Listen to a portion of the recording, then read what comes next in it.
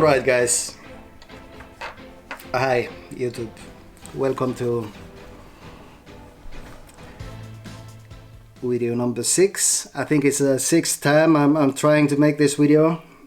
Everything has gone wrong. My GoPro just went crazy and you know, the phone rang and somebody knocked on the door and yeah, well, even the dog wanted attention that normally sleeps maybe half of the day. But we're gonna try on this Spey fly. It's quite usual Spey fly. It's just I'm just gonna show you the way I tie it. If you're familiar with the pattern Pattegrisen, it's a Danish sea trout shrimp pattern. It's fairly alike except for the last part of the shrimp. And yeah, let's stop this talking and get down to business. Alright guys, we're down to the wise, and the material we're using Celios laser dub in the color shrimp pink. I'm using the mallard flank. You can of course use whatever you want. Some Spey hackles. If you're gonna buy like a neck or a cape, buy the hen, because they are a lot shorter. The fibers, those fibers are a lot shorter. It's a lot easier to get like the whole cape. It's just easier to use all of other simply.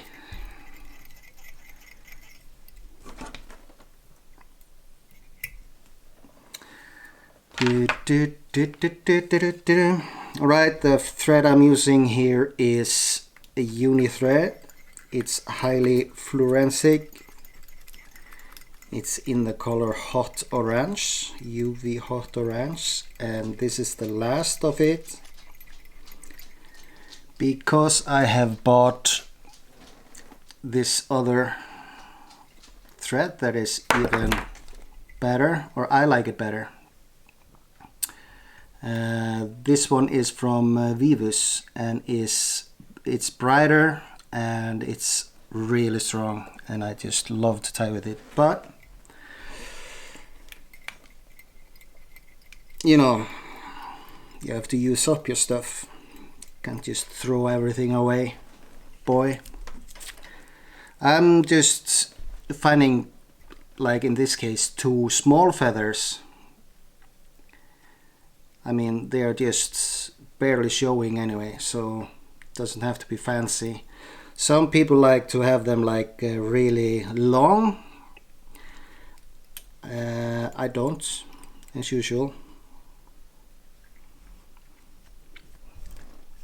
So this is the only thing I want.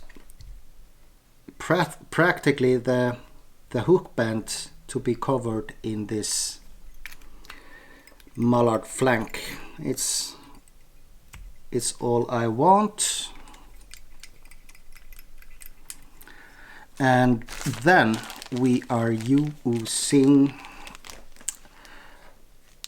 you can use any hot orange dubbing, or you can go with Celios Fusion dub. It's a Ida Peach.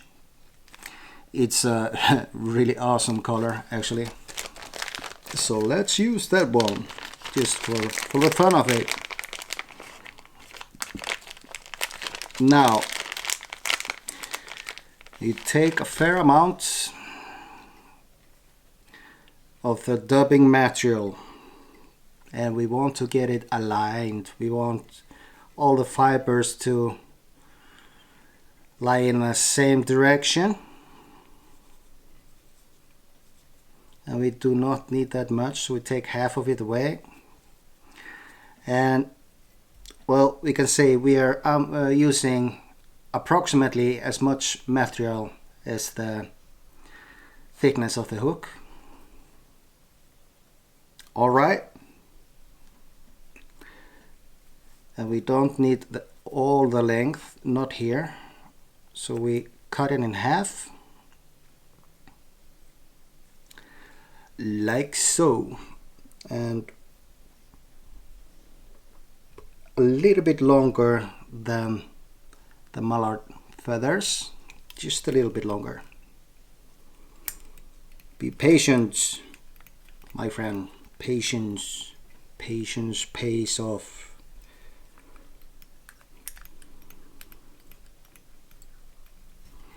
Just like so.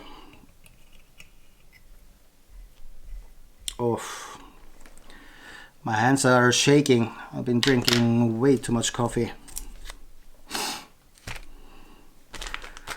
Now we are going to use the first of 2 hackle feathers. And the way I do it is, first I rip off those and I keep them in my fingers like this, and I actually, instead of throwing it away, I actually use those. So we tie them on the top of the hook, and just to secure them we tie them down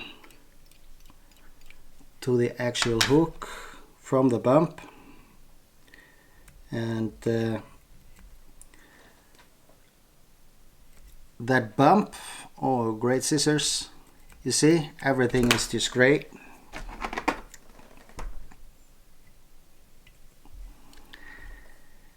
TMC never fails you.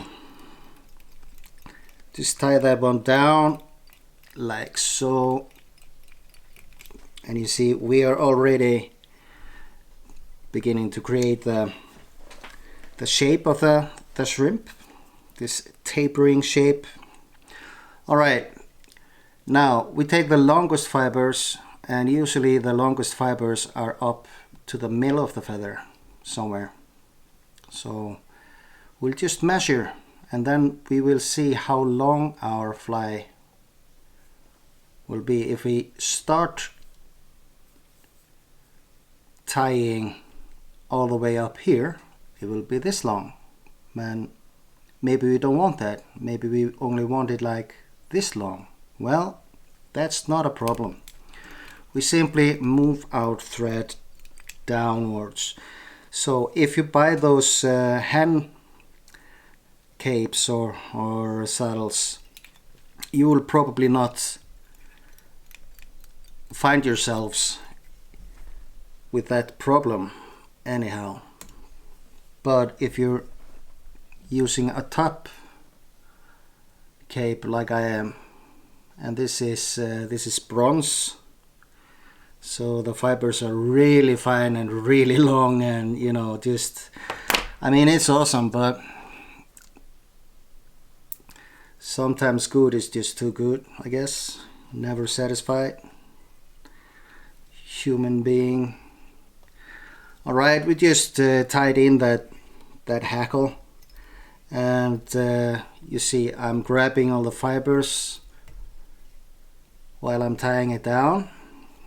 And you don't have to do this in any neat way, because all this will be covered, and we are actually going to tie all those feathers. So if all those feathers that are left here are shorter than here, it's no meaning tying them in, because you will see that in just 1 second, 2 seconds, 3 seconds. I'm missing something from my table, very important. Oh, here it is. There's my glue. This is a lifesaver, because I don't want my salive going to my customers, I use this. This is just plain water, so I don't have to lick my fingers when I have to do things like this. You see what I'm doing? I'm lifting all the fibers up and I'm tying them down on the top of the hook shank. And then when I get all the way to the dubbing, I just make sure that I've got a little bit on the sides, not the whole way down and not around the hook shank, just halfway down to cover some of the dubbing. That is all we want. Like so. We're just securing it by tying it down like so. Now, because we created this little hump with the dubbing without making the bowl we're going to make the bowl for the eyes now. But you see, this little hump here, this little hump makes all those fibers stick up a little bit, so it won't be just flat and boring. So I hope you understand, my friends. All right. Next thing, a dubbing bowl. And it actually does not matter if you're using just the body or the bright color, because they are bright, both of them.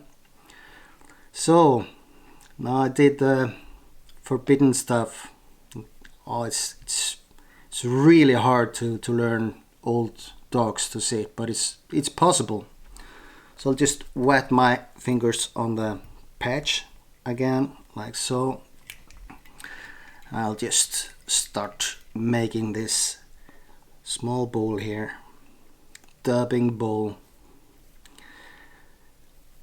And what that bowl does, in case you're new to tying in shrimp flies, is that bowl presses the eyes out.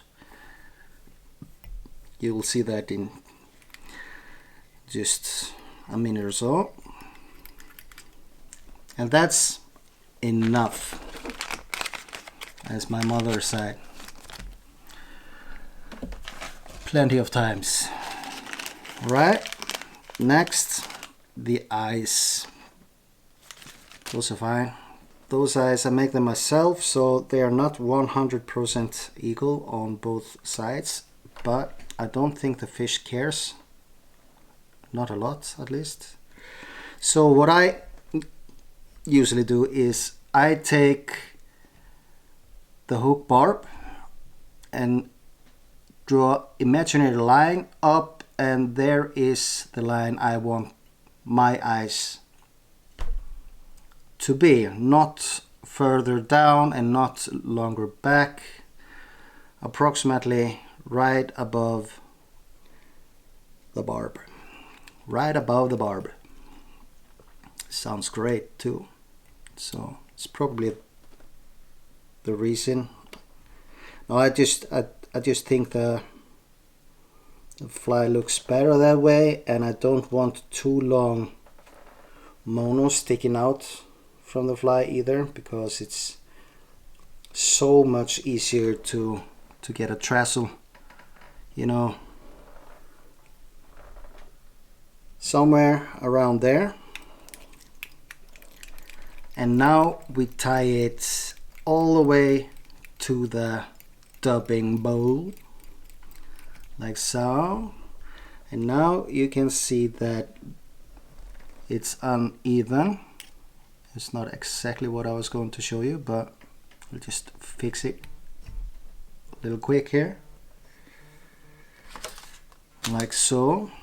And now the phone is ringing, but I've turned off the signal, so I can tie in peace. All right. Can you see how the ball presses out the ice? Well, I hope you can. If you can't, you might consider getting a bigger TV or maybe a glasses or something like that. I know glasses helps me a lot. I'm getting old. Getting really old. Old man. You know, when I'm walking down the streets in the center, I hear like all the young people screaming, "Old man walking!" Old. No, just kidding.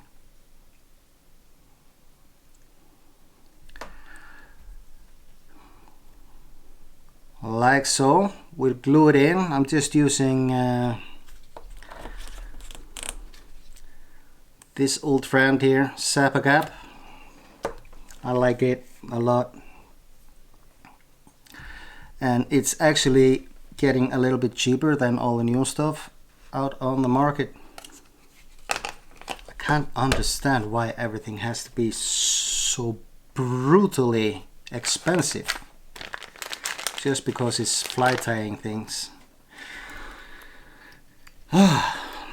Well, the next thing I do, I take my thread all the way to the dubbing bowl, and I take my Cineo lasered up in shrimp pink, and I don't wet my fingers with saliva. I use my pad. Oh man, it's hard. But you know, if you're buying flies from some guy, then you're in the middle of the river or out on the coast, and you're gonna change flies.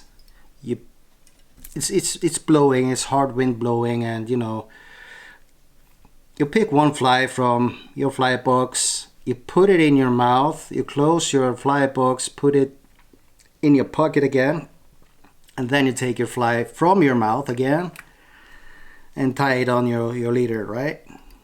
Yeah, well, congratulations. You just got my DNA in your mouth. Sounded really nice, yeah?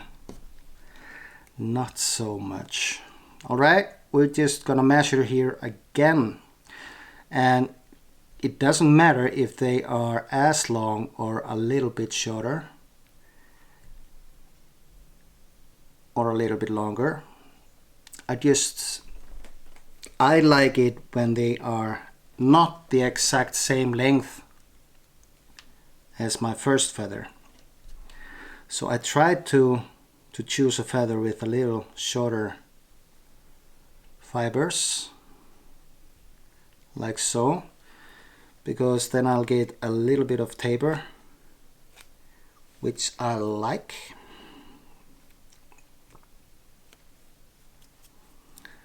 Like so, and we'll just move our thread a little bit forward again, just like before, and we tie that feather approximately on the same place. So take notice on that. It can be a lot of difference where you start to tie in your Spey hackle. You can, I mean, it's no rules. Are no rules about where you are allowed to tie it or not allowed to tie it in. And that's one of the things I just love with fly tying. No rules. The only thing that matters is that the fly catches fish. And it's it's okay if it's really ugly too.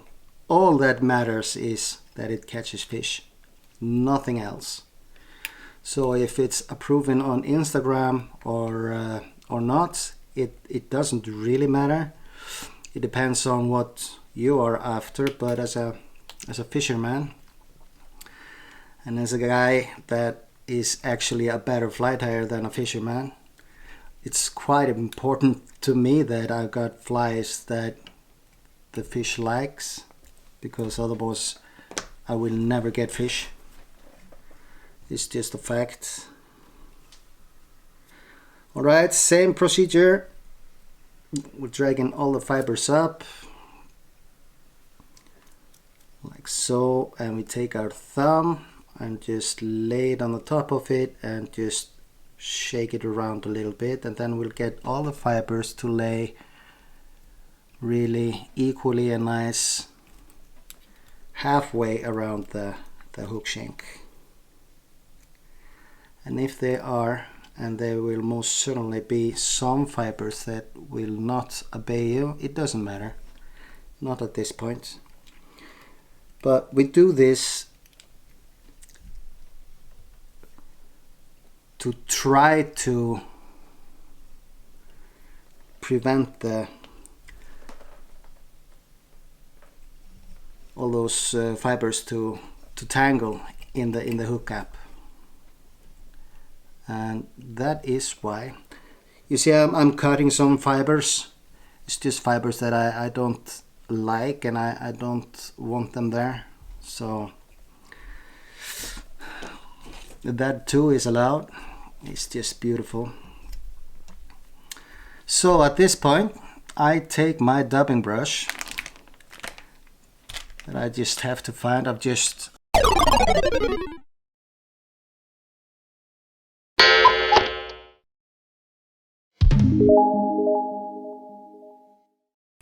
right, next thing, we take a little bit of this Cineos laser dub,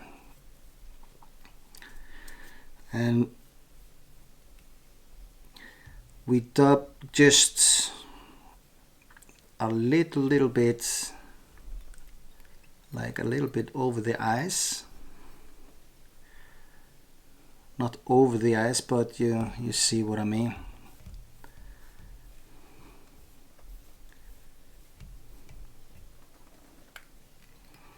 Like so, not too much. That is more than enough. Then you take your next feather, clear the ends, and if it's a little bit bigger feather or longer, the stem way down is probably pretty like fragile. It's easy to break. You don't want that. You can of course tie it from the other, like start tying the tip of the feather in. If you want, you can do it exactly the way you want it.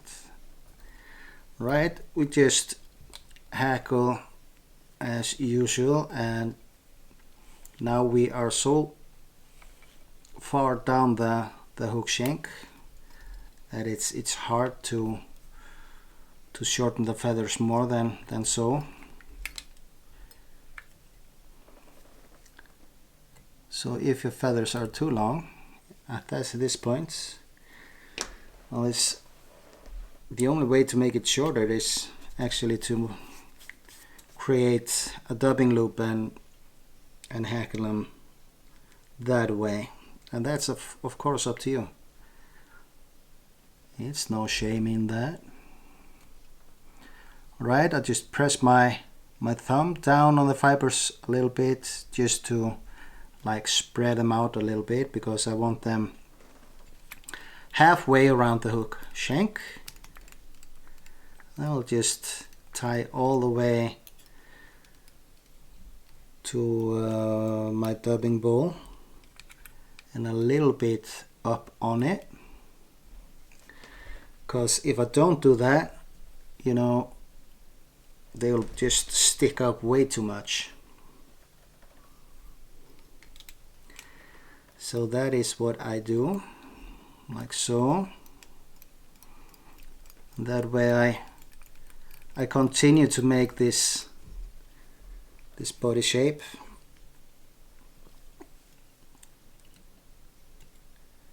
And then I just cut away all the fibers that are, in my opinion,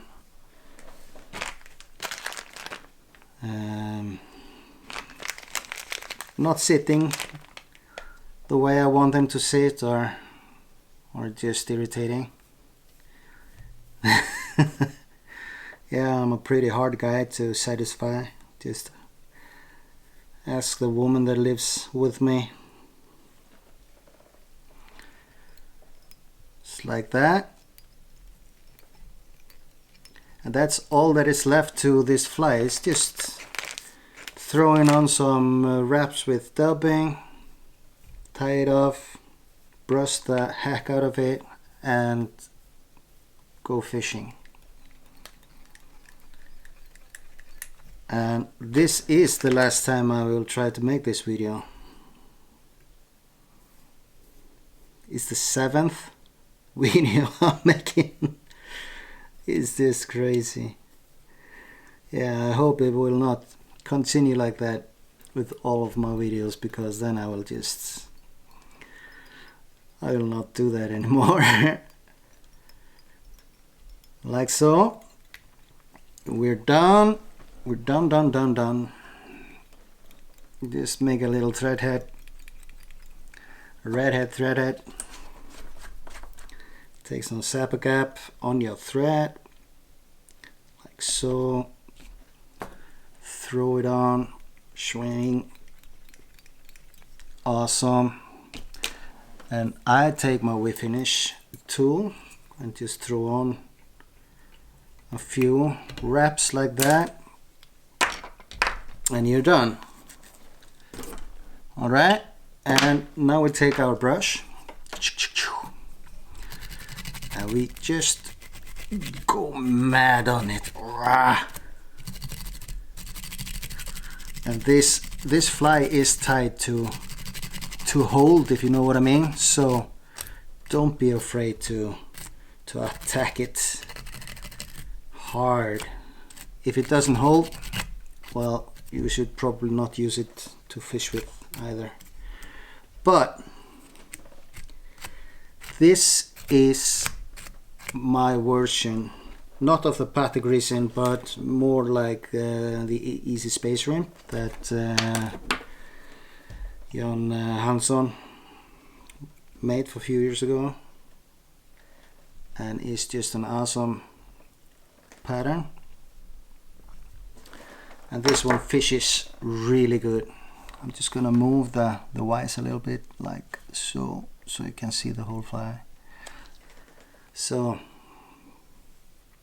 this is it. I'm just moisturizing my fingers a little bit.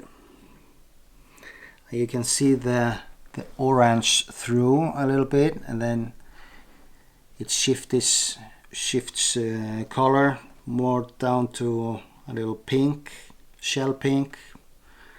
Oh, by the way, the color of this Spey hackle is shell pink, or salmon pink. It's salmon pink, shell pink, and peach are almost all the same color. Really alike.